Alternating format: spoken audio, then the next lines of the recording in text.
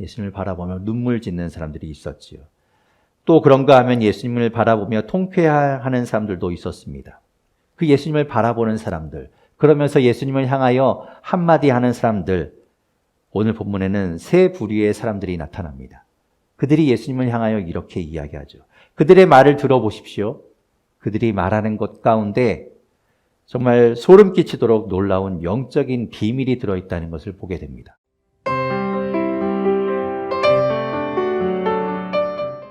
네, 말씀드린 대로 오늘은 종려주일이라, 원래는 종려주일 하면 우리가 이렇게 종려나무 가지를 준비를 하고 그렇게 세팅을 하고 그러면서 예수님께서 십자가에 달려 예루살렘 성에 들어가신 것들을 기념하며 그에 맞는 본문들을 우리가 같이 보곤 했었죠. 그리고 다음 주일이 이제 부활주일이니까 다음 부활주일에는 부활하신 예수님에 대한 이야기를 우리가 함께 나누곤 했습니다. 그러다 보니까 이제 오늘부터 시작되는 고난주간에 있었던 일들, 예수님께서 실제로 고난의 길을 걸어가시고 십자가에 달리신 이야기는 우리가 잘 나누지 않았던 것도 사실입니다. 주중 예배가 없어서 나타나는 허점이라고도 말할 수 있겠지요. 돌아오는 금요일이 이제 예수님께서 십자가에 달리신 날입니다. 그래서 금요일에 특별히 이제 예배를 마련해서 성금요일이라는 이름으로 거룩한 금요일을 주님 앞에 드리기도 하죠. 그날 예배가 없기 때문에 정작 우리가 이제 십자가에 달리신 주님을 묵상하지 못하는 그런 것이 생기지 않을까라는 마음이 들어서 이번에는 종려주일이지만 그 예수님이 예루살렘 들어가시고 호산나 다윗의 아들 자손이라고 높임 받으신 그 이야기가 아니라 오늘은 십자가와 예수님의 이야기를 좀 나눠야 되겠다는 마음을 주님께서 주셨습니다. 예수님께서는 이제 돌아오는 목요일 밤에 종교 지도자들이 보낸 사람들에 의해서 잡혀가시게 되죠. 그리고 대제사장의 집으로 끌려가십니다. 그곳에서 이제 밤새 거짓 증인들의 고발과 신문을 받고 또 조롱과 비난과 시달림을 받으시게 됩니다. 날이 밝자마자 종교 지도자들은 예수님을 끌고 로마 관정으로 갑니다. 그리고 빌라도에게 고발을 하게 되죠. 로마식 재판을 받게 합니다.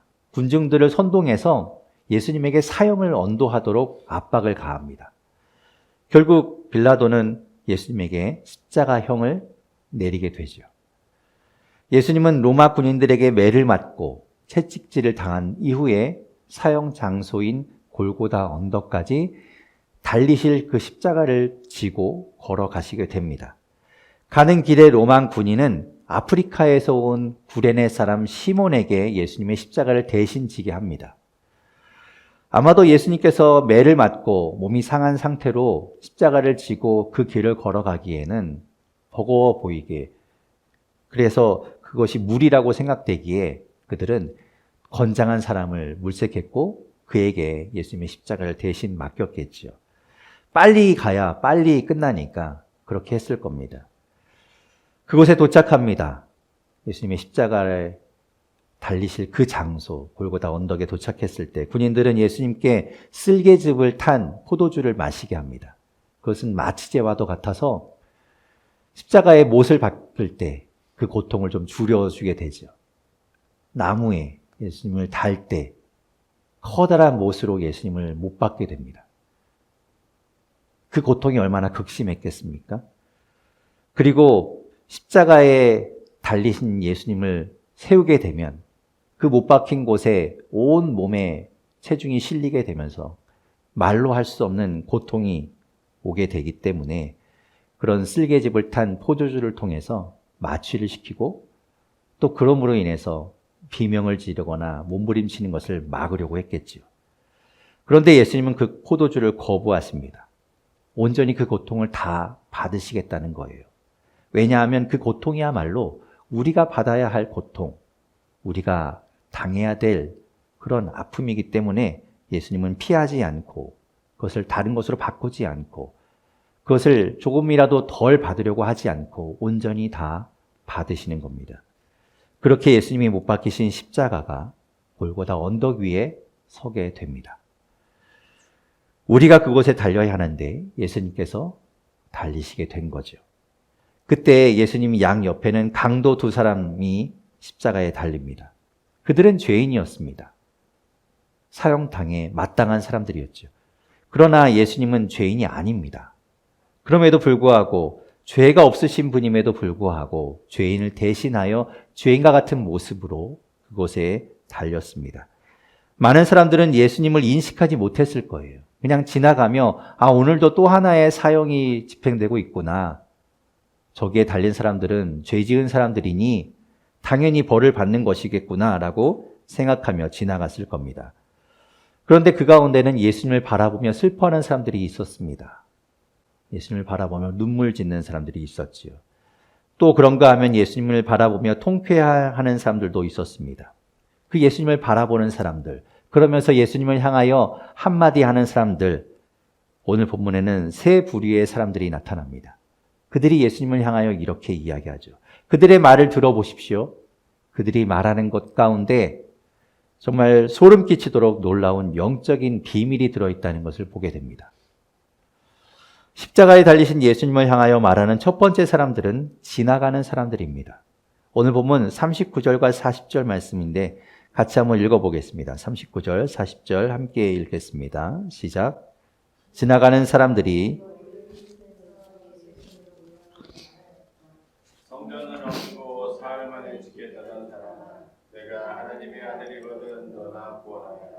십자가에서 내려와 구하라. 지나가는 사람들입니다. 지나가는 사람들. 그들은 그 현장에 머물러 있지 않던 사람들이에요. 그들은 예수님이 십자가에 달리신 것에 그다지 관심이 없던 사람들입니다. 그렇겠죠. 예수님에 대한 이야기를 어딘가에선 들었겠지만 그 예수님이 자신의 상과는 상관없다고 생각하는 사람들입니다. 그러니까 그 앞을 그냥 지나쳐 버린 거예요. 그들은 예수님을 모욕합니다. 모욕하다라고 번역한 단어는 헬라어 블라스페메오라는 단어예요. 이 단어는 나쁘게 말하다, 깎아내리다 이런 말입니다. 그들이 말하는 건 이런 거죠. 내가 듣지 않으니 성전을 어쩌고 저쩌고 이야기하고 하나님의 아들이니 구원한다더니 이런 이야기를 들은 것 같은데 실제로 보니까 그렇지 않네 라고 별반 감흥 없이 지나가는 겁니다. 이들은 예수님에 대해서 관심도 없으면서 함부로 말하고 있죠. 그리고 이 단어가 미완료형으로 쓰이고 있어서 이것이 한 번 일어나고 만 일이 아니라 그 밑을 지나가는 사람들이 모두 다 예수님을 바라보며 그렇게 생각했다는 거예요. 그리고 그렇게 말했다는 겁니다. 모욕했다는 거죠. 깎아내리고 있는 겁니다. 왜 그런가 하면 그들은 예수님을 믿지 않기 때문에 그래요. 예수님이 하나님의 아들이라는 것을 믿었다면, 예수님이야말로 우리를 구원하시는 분이라는 걸 믿었다면 그들은 거길 지나치지 않고 그 자리에 머물러 있었을 겁니다. 예수님의 제자들, 12제자들 가운데 모두 다 도망가고 사도 요한이 그 자리를 지키고 있었고 그 자리에 여인들도 함께하고 있었지만 만약 지나가던 사람들 가운데 예수님을 믿는 사람들이 있었다면 지나치지 않고 그들과 함께 있었을 겁니다. 예수님을 믿지 않으니까 예수님을 깎아내리는 겁니다. 그래야 자신이 예수님을 믿지 않는 것이 정당화되고 그것이 잘한 선택임이 드러나게 되는 거죠. 예수님을 믿지 않는 자기가 잘한 사람으로 드러나게 되는 겁니다. 거봐, 내가 그럴 줄 알았어. 내 판단이 맞았다니까? 무슨 하나님의 아들이야? 무슨 구원자야? 내가 그럴 줄 알았어. 이러면서 자신을 내세우고 자신이 잘했다고 이야기하고 자신이 으쓱하는 마음이 들었겠죠. 그러나 정작 그들이 옳았을까요? 아닙니다. 그들은 끝내 잘못된 선택을 돌이키지 못한 사람들입니다. 십자가에 달리신 예수님을 향하여 말하는 사람들이 또 있었습니다. 그들은 종교 지도자들이었어요. 오늘 본문 41절에서 43절까지 말씀 같이 한번 또 읽어보겠습니다. 함께 읽겠습니다. 시작. 그와 같이 대제사장들도 율법학자들과 장로들과 함께 조롱하면서 말하였다. 그가 남은 구원하였으나 자기는 구원하지 못하는가 보다. 그가 이스라엘 왕이시니 지금 십자가에서 내려오시라지. 그러면 우리가 그를 믿을 터인데 그가 하나님을 의지하였으니 하나님이 원하시면 이제 그를 구원하시라지. 그가 말하기를 나는 하나님의 아들이다 하였으니 말이다. 이들은 조롱하며 말합니다. 조롱했대요. 조롱하다 이 말은 헬라어로요. 엠파이조라는 말인데요. 이건 비웃는 거예요. 비웃으며 말하는 거죠. 놀렸다는 겁니다.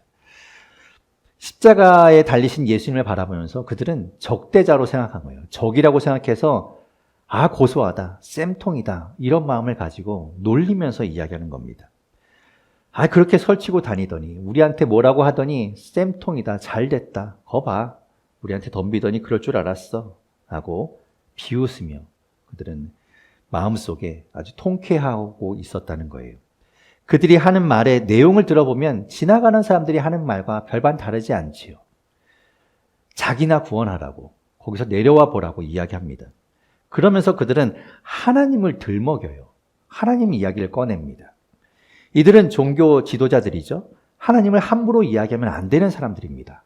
그런데 하나님이 이야기를 꺼내고 있는 거예요. 이들이 예수님에게 씌운 제목은 뭔가 하면 신성모독입니다. 하나님을 욕되게 했다. 감히 자신을 하나님의 아들이라고 이야기하고 자기가 하나님과 하나라고 이야기하는 그런 용서할 수 없는 죄를 지었다라고 예수님을 고발했습니다. 겉으로는 그럴싸하게 보이지만 그래서 자신들이 하나님을 지키는 하나님 앞에 경건한 사람임을 드러내는 것처럼 보이지만 실제로는 그들 마음 가운데 어떤 마음이 있었는가 하면 하나님을 자신들의 전유물로 생각하는 거예요. 자기들처럼 율법을 잘 지키고 율법을 잘 아는 사람들만의 하나님이라고 생각하는 것이지요. 그래서 자신들이야말로 그렇게 하나님께 선택받은 하나님의 자녀, 하나님의 사람들이라는 것을 내세우고 싶었던 겁니다. 그걸 자랑하고 싶은 거예요. 그가 하나님을 의지하였지만 하나님이 그를 구원하실 것 같아 천만에 우리처럼 율법을 잘 알고 율법을 잘 지키는 사람들을 하나님은 좋아하시지. 저런 사람을 하나님이 구원하실 것 같나? 아니, 십자가에 달리신 저 꼴을 좀 보라고 이야기하는 거죠. 선민 사상에 찌들어서 종교에 심취한 자신들의 모습을 내세우는 것, 자랑하는 것에 찌들어서 냉혈한이 되어버린 종교 지도자들의 모습입니다. 그들은 고상하고 특별하고 경건한 척을 하지만 결국 자신들의 이익을 위해서는 다른 사람을 해치고 목숨까지도 앗아가는 것을 아무렇지도 않게 생각하는 사람들이었어요. 그들은 강도와 다름없었습니다. 종교 지도자들이나 강도나 그들의 속마음은 똑같았다는 거죠. 겉으로는 다른 모습을 하고 있지만 옷차림은 다르지만 속마음은 똑같은 사람들이었다는 겁니다. 그래서 그 모습을 44절은 이렇게 말씀하고 있습니다. 44절 같이 읽겠습니다. 시작. 함께 십자가에 달린 강도들도 마찬가지로 예수를 욕하였다. 똑같았다는 거예요. 마찬가지였다는 겁니다. 강도들 중에서 한 사람은 종교 지도자들과 같이 예수님을 향하여 욕을 퍼부었고 다른 한 사람은 예수님을 욕하는 강도를 말렸습니다. 누가복음 23장에 그렇게 말씀하고 있죠. 욕하다라고 말하고 있는 이 헬라어 오네이디조는 꾸짖다, 책망하다라는 말이에요. 여러분 누구를 꾸짖고 누구를 책망합니까? 자기보다 못한 사람을 책망하죠. 못한 사람을 꾸짖습니다. 자신들이 우월하다고 생각하는 거예요. 교만의 극치를 나타내는 거죠. 이렇게 좀 다른 뉘앙스를 가진 단어들을 사용하고 있지만 결국 다 생각해 보면 어떤 말인가 하면 예수님에게 함부로 이야기하는 거예요. 자신들을 높이며 예수님을 향하여 막말을 퍼붓고 있는 겁니다. 예수님은 그런 사람들을 향해서 화를 내지 않아요. 그런 사람들을 꾸짖지 않습니다. 예수님은 그야말로 그 모든 말들을 다 그대로 받으시고 계신 거예요. 정말 이사야의 말씀 그대로였습니다. 이사야 53장 3절 말씀을 제가 읽어볼게요. 그는 사람들에게 멸시를 받고 버림을 받고 고통을 많이 겪었다. 그는 언제나 병을 앓고 있었다. 사람들이 그에게서 얼굴을 돌렸고 그가 멸시를 받으니 우리도 덩달아 그를 귀하게 여기지 않았다. 예수님을 귀하게 여기지 않고 멸시했다는 겁니다. 그 모든 멸시와 참을 수 없는 모욕을 받으면서도 예수님은 그들을 용서해 달라고 하나님께 구합니다. 누가복음 23장 34절 말씀입니다. 그때 예수께서 말씀하셨다. 아버지, 저 사람들을 용서하여 주십시오. 저 사람들은 자기네가 무슨 일을 하는지를 알지 못합니다. 왜 예수님을 십자가에 못 박고 예수님을 향하여 함부로 이야기하고 욕을 하는 사람들을 향해 그들이 알지 못하고 지금 저런 일들을 한다고 말씀하는 걸까요? 못 박은 병사들이야 뭐 시킨 일이니까. 그래서 그렇게 말할 수 있겠지만 함부로 말하는 사람들, 그들은 누가 시킨 것이 아니라 스스로 그렇게 말하는 것인데 왜 예수님은 그들을 향하여 저들이 지금 알지 못하고 저 일을 한다고 말씀하는 걸까요? 그들이 하는 것이, 그들이 지금 누구를 향하여 그런 말을 하는지 그들이 미처 깨닫지 못하기 때문이겠죠. 그리고 또한 그 가운데는 그들이 그렇게 말하는 데는 또 다른 의미가 있다는 걸 우리가 알게 됩니다. 그들 뒤에 무언가가 있는 거예요. 예수님이 공생애를 시작하던 그 처음으로 한번 돌아가 보겠습니다. 예수님이 세례 요한에게 요단강에서 세례를 받으시고 그리고 나서는 광야로 가시게 됩니다. 광야로 이끌려 가시죠. 그곳에서 40일을 금식하신 이후에 마귀에게 시험을 받게 됩니다. 40일 동안 줄이신 금식하신 주님을 마귀는 3가지 시험을 가지고 와서 들이댑니다. 첫 번째의 시험, 마태복음 4장 3절입니다. 함께 읽어볼까요? 그런데 시험하는 자가 와서 예수께 말하였다. 내가 하나님의 아들이거든 이 돌들에게 빵이 되라고 말해 보아라. 말하였다. 내가 하나님의 아들이거든 여기에서 뛰어내려 보아라. 성경에 기록하기를 하나님의 너를 위하여 자기 천사들에게 명하실 것이다. 그리고 그들이 손으로 더 붙어받쳐서 너의 발이 돌에 부딪히지 않게 할 것이다 하였다. 내가 나에게 엎드려서 절을 하면 이 모든 것을 내게 주겠다. 이 3가지 시험을 가지고 예수님께 나온 겁니다. 첫 번째 시험은 40일 동안 줄이신 주님 앞에 그 배고픈 가운데 돌 가지고 떡이 되게 해서 빵이 되게 해서 먹으라고 이야기하죠. 두 번째 시험은 예수님을 성전 꼭대기에 세우신 이후에 한 겁니다. 여기서 뛰어내려 보아라. 하나님이 너를 다치지 않도록 천사들을 보내서 받쳐줄 거야 라고 말하죠. 마지막 시험은 높은 산 위에 예수님을 데리고 가서 세상 모든 것들을 다 보여주면서 이야기하는 거예요. 나에게 절을 하면 이 모든 것을 내게 주겠다. 이 3가지 시험에 각각의 의미가 다 있습니다. 우리가 그런 것들은 이미 이야기한 적이 있죠. 하지만 이 3가지 시험의 공통점이 하나 있는데 그것은 무엇인가 하면 너 자신을 위해서 하나님을 이용하라고 이야기하는 거예요. 예수님은 그 시험을 거부하십니다. 하나님 이용하기를 거부하고 하나님을 하나님 되도록 인정하고 하나님 앞에 자신을 낮추고 겸손해지기를 선택하십니다. 마귀는 그 시험에서 예수님을 넘어뜨리지 못하자 예수님을 떠나게 됩니다. 완전히 떠난 것이 아니라 다시 찾아온 것이죠. 이번에는 십자가에 달리신 예수님 앞에 있는 사람들을 이용합니다. 그들의 마음 가운데 그들을 이용해서 예수님에게 말을 건네게 한 겁니다. 오늘 본문에 나오는 사람들, 지나가는 사람들, 종교 지도자들, 강도들에게 예수님에게 똑같은 시험을 하게 한 겁니다. 당신 자신을 위해서 하나님을 이용하시오. 하나님이 당신을 아들이라고 여기고 당신을 사랑하고 당신을 포기하지 않는다고 했으니 얼마든지 원하는 대로 구하면 하나님이 들어주실 것이요. 못 박혀 있지 말고 내려와 달라고 요청하고 구해달라고 소리치시오. 하나님이 당신을 포기하지 않으니 구해주고 당신이 요청한 것을 들어줄 겁니다. 네, 맞지요. 하나님은 절대 우리를 포기하지 않는 분입니다. 하나님은 끝까지 우리를 사랑하시는 분입니다. 그래서 지난주에 말씀드린 것처럼 우리가 끝이라고 여겨도 하나님이 함께 하시면, 하나님이 끝이 아니라고 하시면 끝이 아닌 거라고 했습니다. 그런데 우리를 그렇게 포기하지 않는 분이 하나님만이 아니라는 겁니다. 마귀도 우리를 포기하지 않습니다. 베드로전서 5장 8절 말씀에 이렇게 말씀하고 있죠. 정신을 차리고 깨어 있으십시오.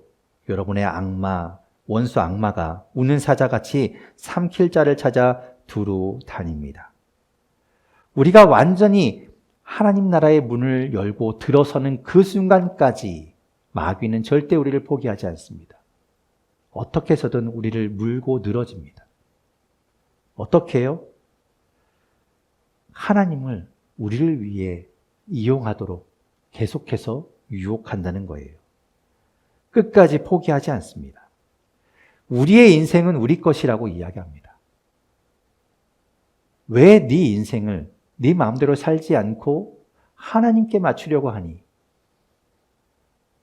너의 인생이잖아. 네가 가장 소중하잖아. 네 마음대로 해야지. 라고 속삭인다는 겁니다. 끊임없이 우리에게 그렇게 유혹하며 다가옵니다. 절대 포기하지 않아요. 계속해서 이야기합니다. 제가 만나는 그 종교가 없는 대학생들, 그들에게 이번 주에 한 얘기가 뭐냐면, 기독교에서 이야기하는 절대 선과 절대 악이라는 것, 그것이 필요할까요? 그것이 왜 있을까요? 라고 물었더니 종교가 없는 그 청년들도 이렇게 대답해요. 우리가 마음대로 살면 안 되잖아요. 사람들이 각자 살고 싶은 대로 살면 안 되잖아요. 그래서 기독교에서 이야기하는 그 선이라는 것이 존재해야 됩니다. 그것이 기준이 되어야 됩니다. 라고 그들도 이야기해요. 아는 거예요. 여러분, 기억해야 합니다. 마귀는 끝까지 우리를 포기하지 않을 거예요. 계속해서 우리를 유혹할 겁니다. 그러나 여러분, 속지 마십시오. 귀를 기울이고 솔깃해하지도 마십시오. 그러면 틈을 주는 겁니다. 오히려 그럴수록 우리는 하나님 앞으로 더 나아가야 돼요. 하나님 말씀 앞으로 나아가야 됩니다. 그리고 하나님께 더 우리의 마음을 들여 순종함으로 주님을 따라가야 합니다. 그리고 성령으로 기도하며, 예수님이 그랬던 것처럼, 그 모든 시험을 이기셨던 것처럼 하나님의 말씀 가운데 우리가 승리하며 나아가야 하는 겁니다. 성경엔 마귀를 대적하라고 이야기합니다. 우리가 주님 말씀 가지고 대적하며 나아가야 돼요. 여러분, 하나님은 우리를 포기하지 않습니다. 여러분 기억하십시오. 하나님 절대 여러분 포기하지 않아요. 그런데 마귀도 여러분을 포기하지 않습니다. 조심하셔야 됩니다. 넘어지지 않도록, 마음을 열지 않도록 하나님 앞으로 나아가는 우리 모두가 될 수 있기를 바라고, 성령님과 함께 그 모든 시험을 이겨내는 우리 모두가 될 수 있기를 바랍니다.